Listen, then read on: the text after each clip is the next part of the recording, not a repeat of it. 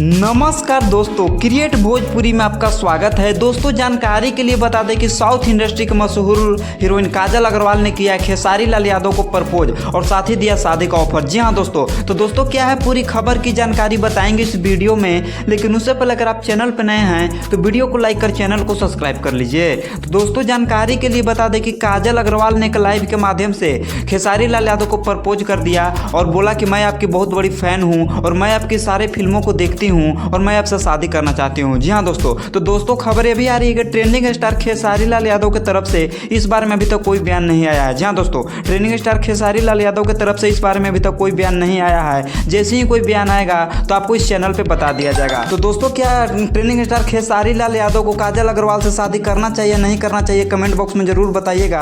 और इसी तरीके की भोजपुरी की हर खबर को पहले पाने के लिए हमारे चैनल को सब्सक्राइब कर लीजिएगा। और आप ट्रेंडिंग स्टार खेसारी लाल यादव को कितना सपोर्ट करते हैं ये कमेंट बॉक्स में जरूर बताइएगा। तो दोस्तों तब तक के लिए इतना ही, अब मिलते हैं अगली वीडियो में।